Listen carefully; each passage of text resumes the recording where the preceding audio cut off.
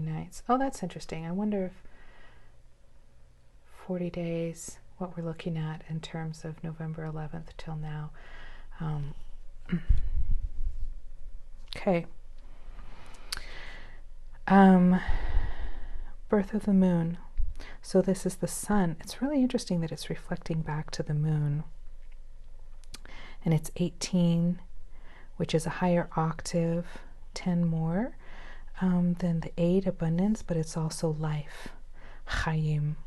So let's see what the book says.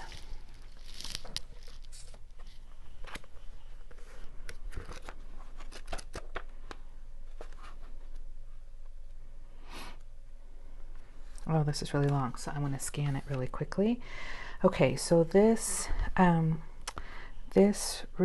refers to the traditional tarot of the moon card, so which can often talk about illusions and delusions, and it's a major arcana card. So when you're talking with major arcana cards, you're talking about the collective as opposed to the individual. So we're talking about the illusion of freedom.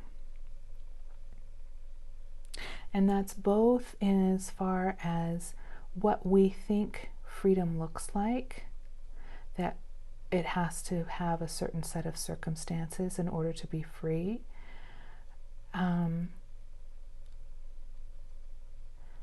As well as we're not free. Like we've been deluded into thinking that we are free when we're not. And I think particularly in the US right now, this country as a collective is realizing how not free we are, and how we have thought our government has been such a wonderful system. And when it was created, it was a wonderful system, but I don't think it's providing us the freedom that we are ready to have at this point in time. That some amendments need to be made. Now, whether they are in the form of actual amendments or just a series of a few laws that hopefully Congress will pass sometime soon. It may have to wait until after the 2020 elections, but yeah, that's what I'm getting around this. So this card is inviting us to enter the domain of darkness, a very luminous darkness. That's a wonderful phrase to really describe the sacred feminine dark space of potentials. It's not a heavy, oppressive darkness. It's just this really expansiveness, even though it's cold and dark. Usually, in Chinese medicine and teachings, expansiveness is attributed to the sun and to the masculine and warmth. But there's also an expansiveness in the feminine because she has this creative energy that she sustains. So that's what this is talking about, the luminous darkness.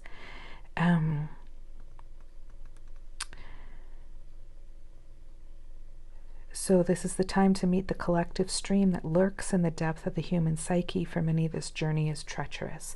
And that's really reflecting what I was saying earlier, that this Saturn and Pluto conjunction is really a time of transformation. Now, I was reading an article. So Saturn and Pluto conjunct happens every 36 years. So the last time this happened was 1984, which I thought was really interesting, very Orwellian. To have this happen now when we're practically living the book 1984 at this point in time. It's just absolutely ridiculous. I catch myself laughing at the irony of all the doublespeak that I hear coming out of some members of Congress's mouths.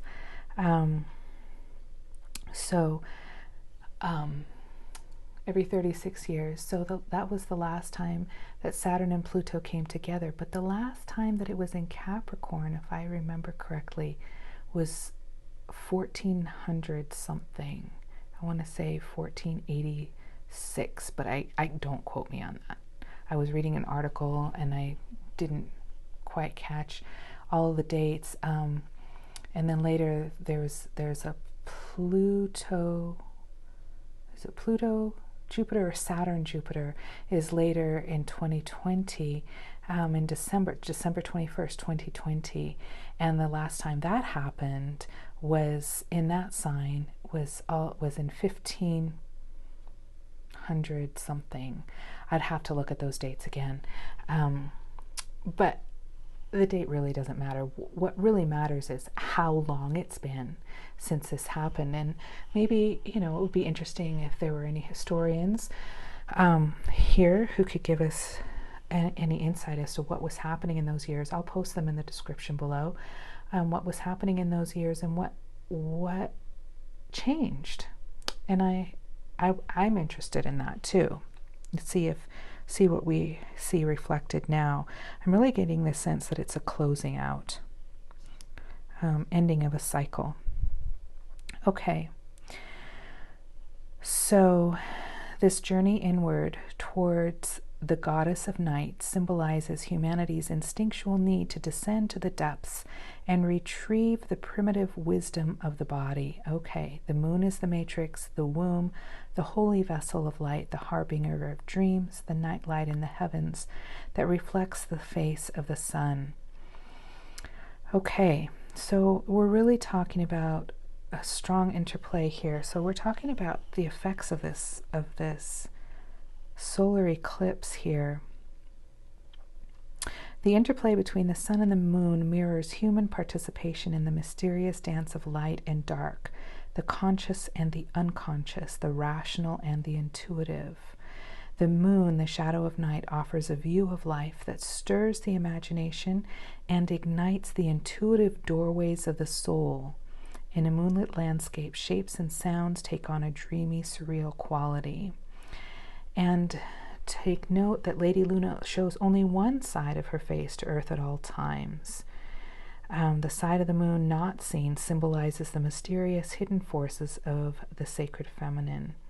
We expect to understand the fullness of life with our eyes wide open. However, we must meet the moon in the dark caverns of our own feeling world, the heart space, in order that we may ascend to new consciousness and understanding. Okay.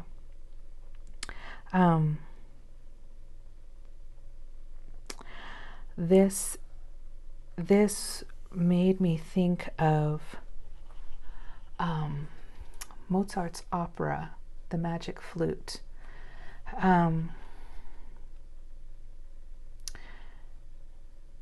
If that's playing anywhere near you, go see it. And if not, see what you can find on YouTube. The whole opera is just so symbolic. Even the music, for example, the lady, the Queen of the Night, that aria was really playing for me in my mind as I was reading this, and it's in thirds. And when you look at the music, it's thirds going up, thirds coming down, and it creates a triangle on the sheet of music. It was very symbolic in how he wrote it, not only with the words and the symbolism of the actors and what they were going through, but also in how he put the music on the score itself. If you want to go down a deep rabbit hole of symbolism and alchemy and ritual, go there.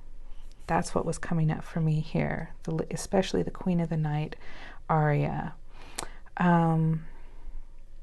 Okay, let's see if there's anything else here that jumps out at me.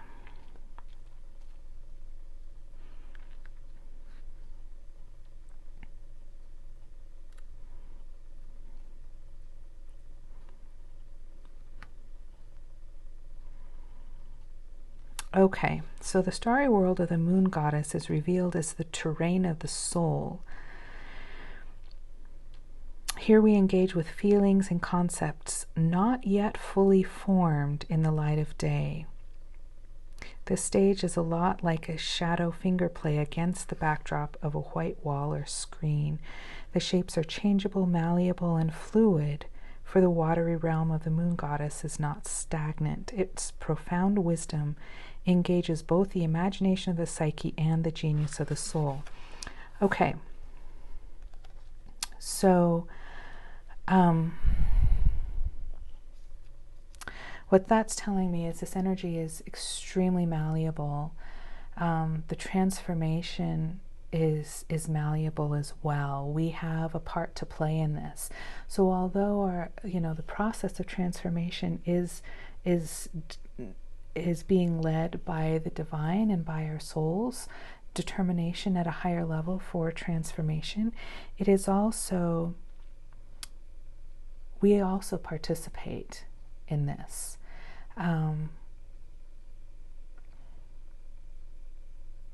And can choose where we want to go. If you have ever done a vision board, now is the perfect time to do a vision board and feel into what it is you want to feel, what it is you want to manifest and bring into your life. Don't get caught up in the nitty-gritty details of it. Find a picture that evokes the feeling of what you want to feel when that comes to you, and put that on your vision board. So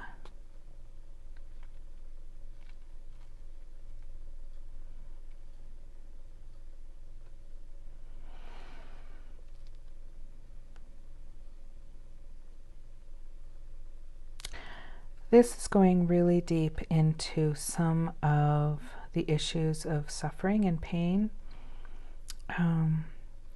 I'm not going to go into this right now, but I am going to talk about this, the Queen of the Night Cactus. This is this is jumping out at me with that same aria that was going through my mind. The Queen of Night Cactus.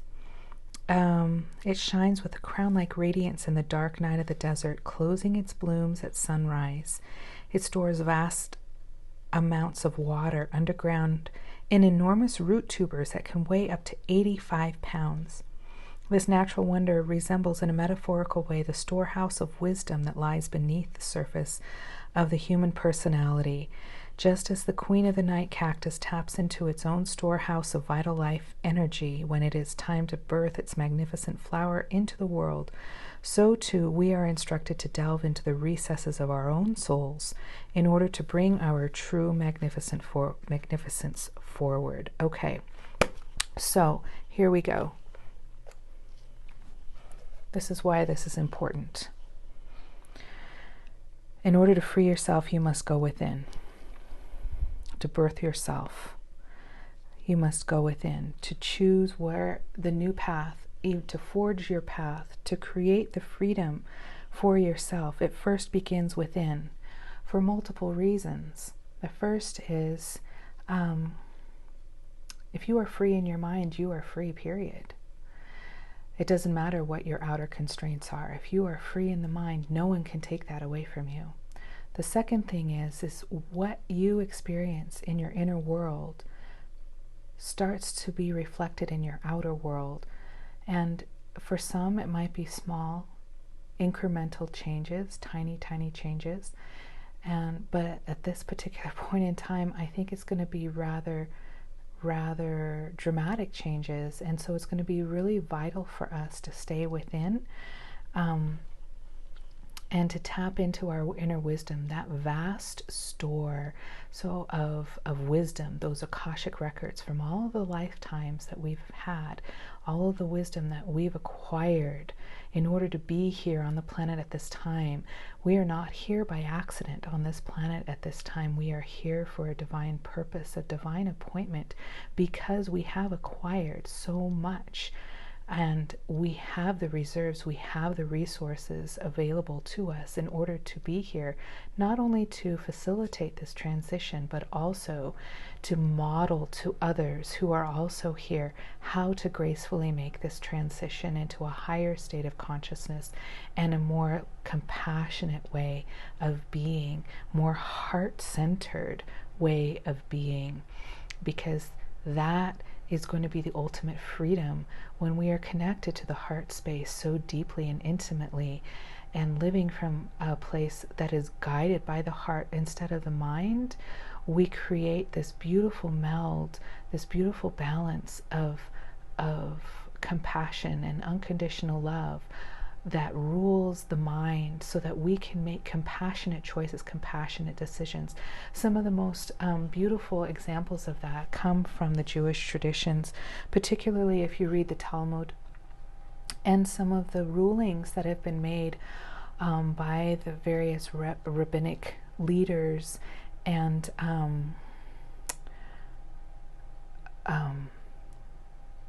judges through time, because they ruled with the heart in a compassionate way, to find the kindest, most beautiful way of interpreting a mitzvah, or an action to receive a blessing, as opposed to a commandment. So if you focus on that kindness, that compassionate way of living and being within the sacred feminine, that this is God, this is divinity in its most beautiful and sacredness, is this pure love, pure love and compassion. Come into that space here and watch how it starts to be reflected around you. Okay, now we come to the Fur Club Moss. I'm really intrigued by this. Let's see what this has to say. Is there a number? Oh, it's in alphabetical order. Okay.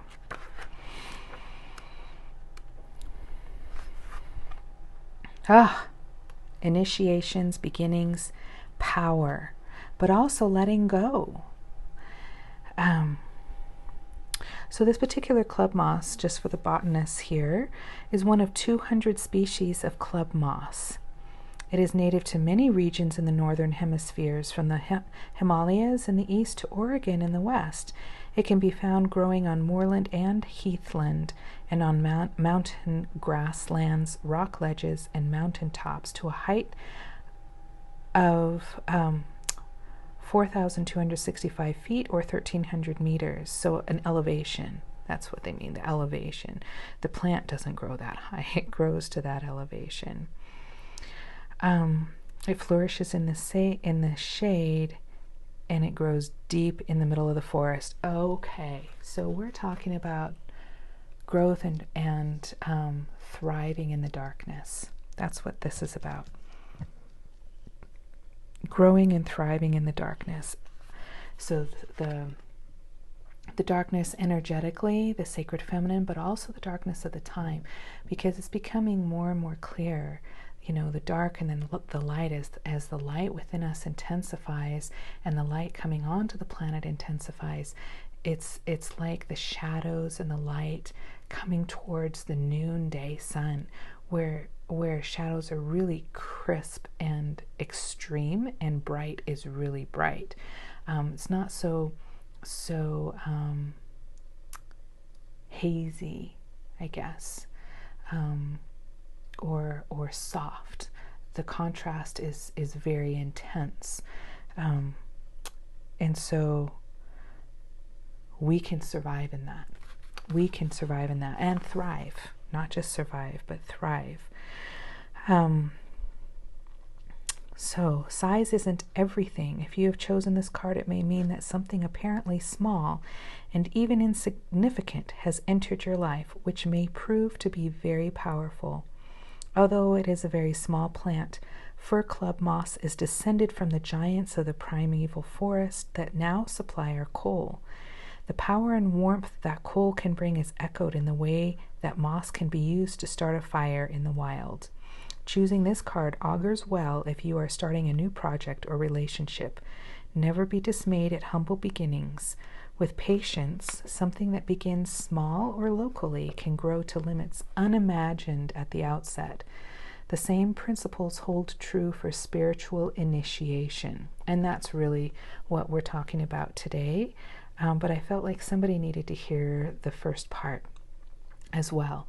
Taking the first step on a path may not necessarily give you the dramatic, mystical experiences at the outset, but in beginning lies great power, and in time you may well look back and realize how much your life has changed because of this one seemingly small act. And that's, I love this. This is really talking about setting your intentions. Remember I talked about if you were on this path over here, but your intention was only available on this path over here, and you might have to forge a way to get through it.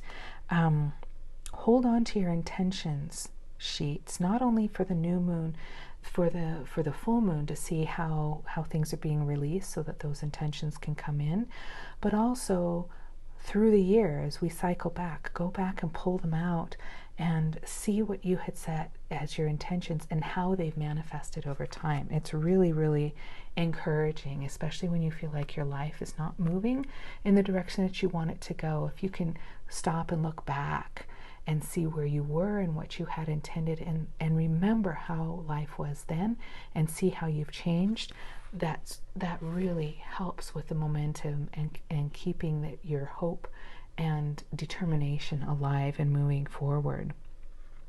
Okay.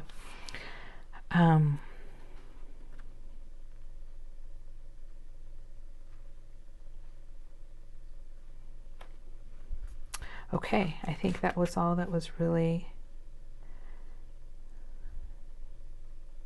Okay, it is also possible that this card indicates that you are finally starting to see clearly. Until now, your understanding or perspective on a situation has been impaired, perhaps through lack of emotional distance, but now it is as if a veil has been drawn aside and an unmistakable clarity has emerged. Okay.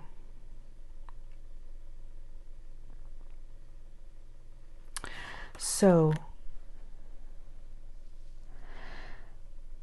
this is reflecting the idea that what we perceive to be freedom isn't free. We're starting to see that more clearly. And